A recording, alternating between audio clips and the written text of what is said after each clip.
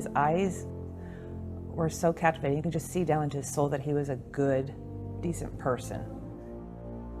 When he was loyal, you had his commitment, you knew you had a teammate for life. John's sacrifice in the line of duty on March the 3rd and March the 4th of 2002 was all about putting others ahead of himself. I knew he was as trained as he could be, and if something did happen, that is just the way it was meant to be. After losing one teammate out of the back of a helicopter, he immediately started working with a gunship to put eyes on, to recover him to get back home. He decided in his own mind that to safeguard his teammates' lives, that he couldn't do that and protect his own life. John sacrificed himself for others. Chapman, a U.S. Air Force combat controller, and the SEALs are attempting to rescue their lost teammate. You'll watch Chapman's heroic actions as he saves the lives of his entire SEAL team and then another 18 members of a quick reaction force, earning America's highest award, the Medal of Honor. Chapman and the SEALs exfil their MH-47 helicopter.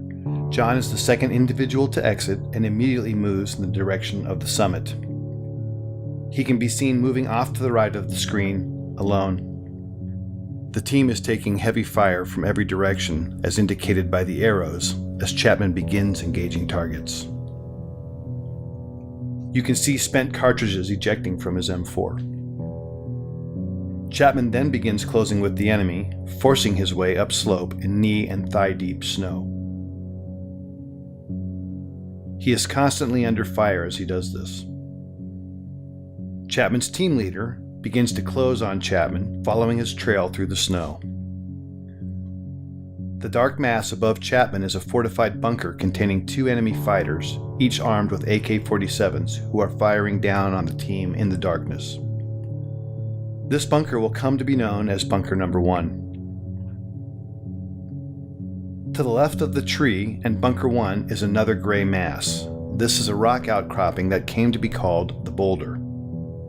Between Bunker 1 and this boulder can be seen the body of slain SEAL Neil Roberts, the man Chapman and the others are attempting to recover.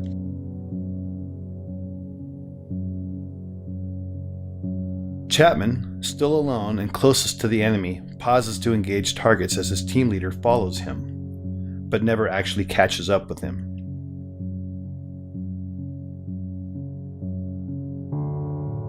Chapman, on his own, now makes the decision to charge directly into the enemy bunker, despite withering point-blank fire. Chapman, now literally on top of the enemy, engages the 2 combatants and kills them, saving the lives of the remaining SEALs. He does this from a distance of no more than 10 feet. These actions by themselves earned him his first Medal of Honor. He then climbs into and takes control of the bunker. Having cleared the immediate threat, Chapman is then joined by his team leader in Bunker 1. You can then see Chapman and his team leader engaging the next bunker, known as Bunker 2, which is situated to the left edge of the screen. This bunker, manned by a handful of Chechen and Uzbek fighters, also contains a heavy PKM machine gun, hand grenades, and rocket-propelled grenades. John Chapman is shot twice at this time in the torso and collapses, incapacitated.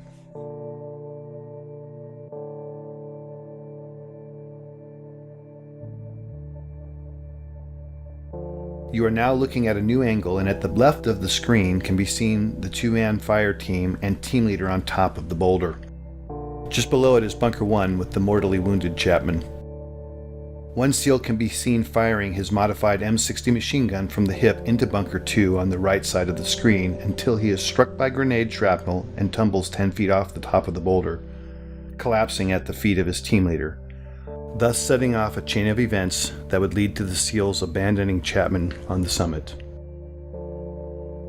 The wounded SEAL and the team leader can be seen conferring about his injuries.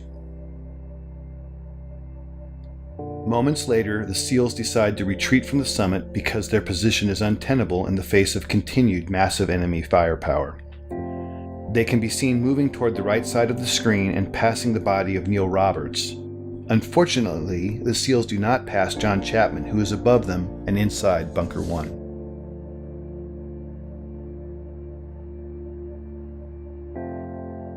This angle shows 3 SEALs in a triangle. The larger black heat signature is a smoke grenade. Just to its left is a donkey and dead Al-Qaeda fighter killed by Chapman.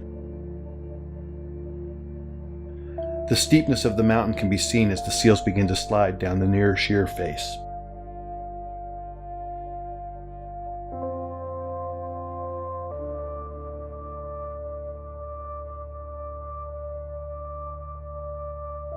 The team leader, desperate for relief and now with 2 wounded teammates, asks for uncontrolled airstrikes from an orbiting Air Force AC-130 gunship.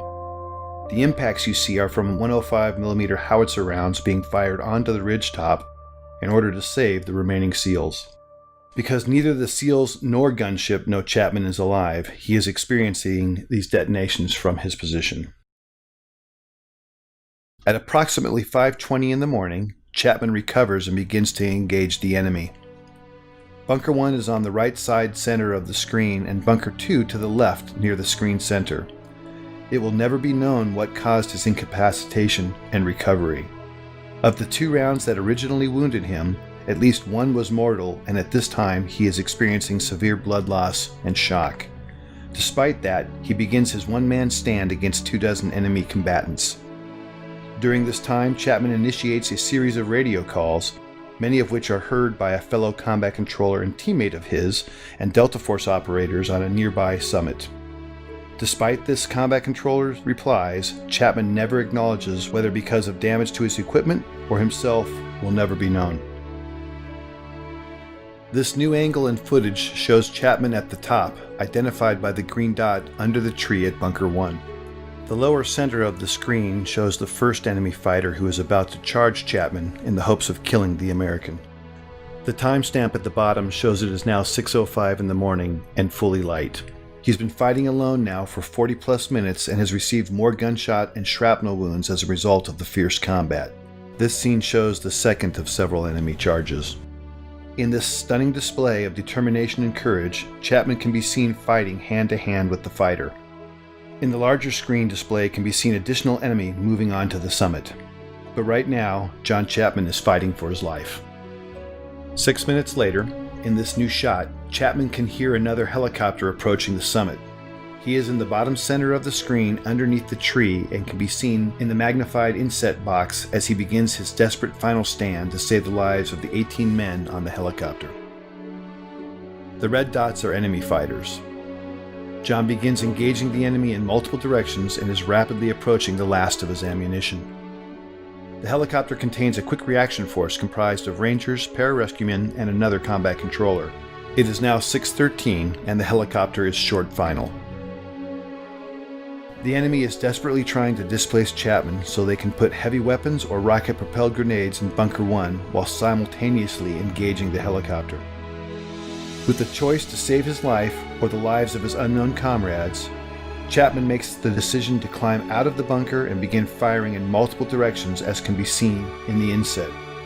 Suffering from as many as a dozen wounds, Chapman is in fact already in the process of dying. As he fights, the helicopter is struck by a rocket-propelled grenade and makes a remarkable controlled crash just below Chapman and the summit.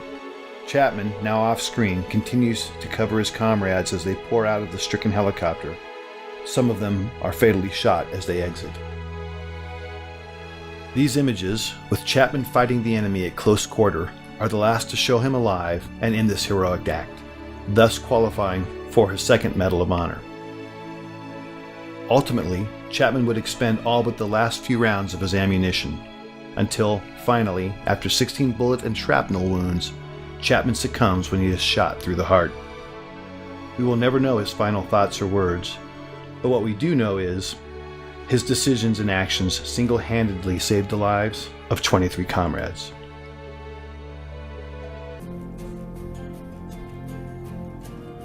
When I went to Valerie's doorstep to tell her that John wasn't coming home, and I saw those beautiful little girls that were 5 and 3 at the time, I thought, You know, they're gonna grow up without their daddy. I think of that every time I think of John.